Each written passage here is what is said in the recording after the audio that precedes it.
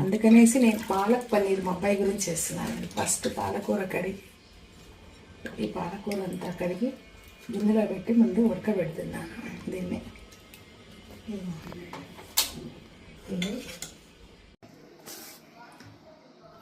ఈ పాలకూర తీసి ఇట్లా తీసుకొని కొంచెం అంత పాలకూరని మిక్సీలో వేసుకోవాలి. కొంచెం వాటర్ కూడా వేసుకోవాలి.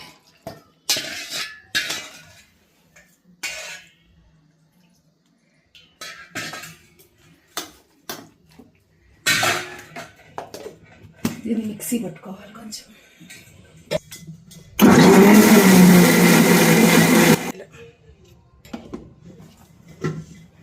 వెల్లుల్లిపాయలు వేసుకోవాలి.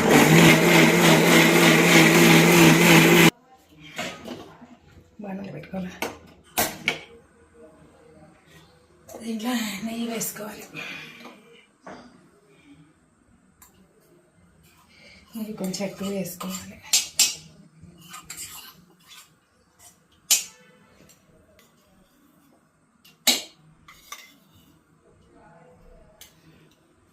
వేసుకోవాలి. చక్కెర వేసుకోవాలి. షుగర్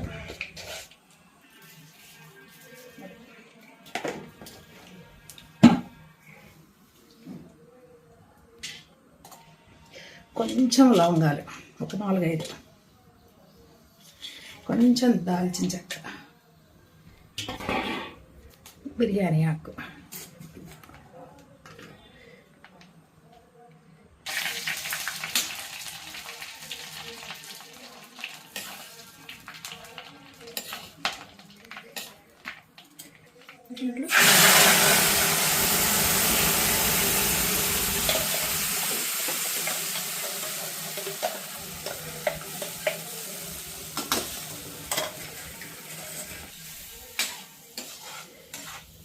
ఈ నేతిలో ఈ పాలకూర గ్రేవీ ఉడకాలి బాగా.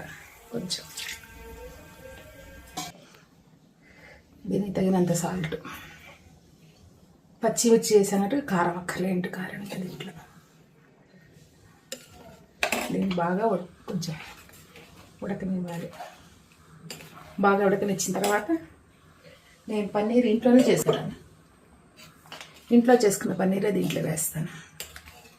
దాన్ని వేడి నీళ్ళలో బాయిల్ చేయక్కర్లేదు, ఫ్రెష్ పన్నీరే కాబట్టి. ఫ్రెష్ పన్నీర్ మన ఇంట్లోదే కాబట్టి ఇది బాయిల్, ఇంకా దీన్ని బాయిల్ చేయేస్తాను వేడి నీళ్ళలో వేసి. బాగుంది.